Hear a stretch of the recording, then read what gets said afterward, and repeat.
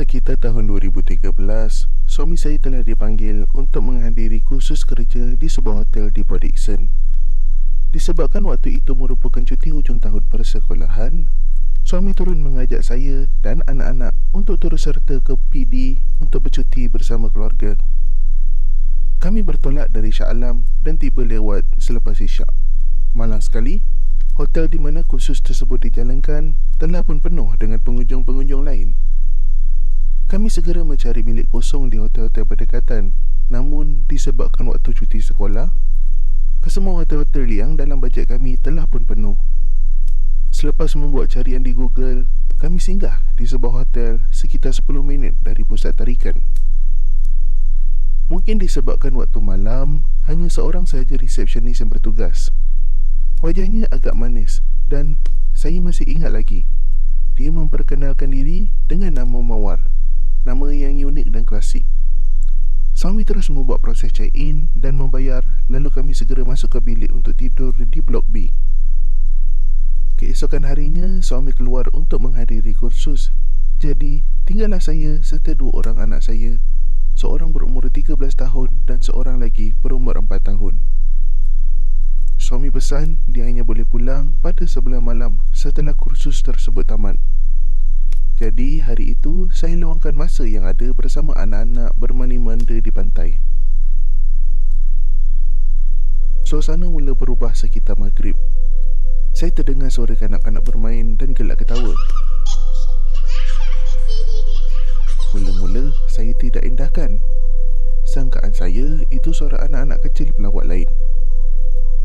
Namun makin larut malam, suara gelak ketawa itu mula menjadi lebih menyeramkan.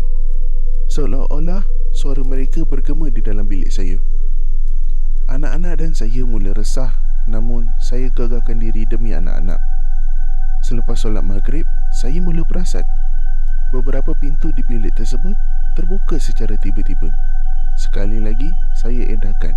Mungkin hanya angin. Segala-galanya mula berubah selepas solat isyak. Akibat penat bermandi-manda, saya dan anak-anak segera tidur selepas solat.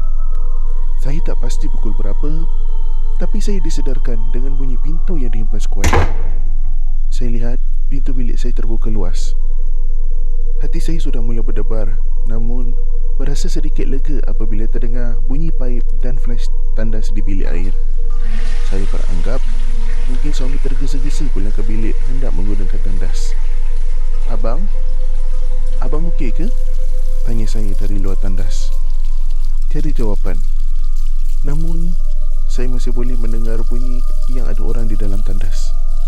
Abang? Tiba-tiba saya terdengar di sebalik pintu tandas suara kanak-kanak ketawa. Saya terus pucat dan segera membuka pintu tandas. Kosong. Tiada orang pun di dalam tandas walaupun terdapat kesan tapak kaki kanak-kanak di lantai tandas.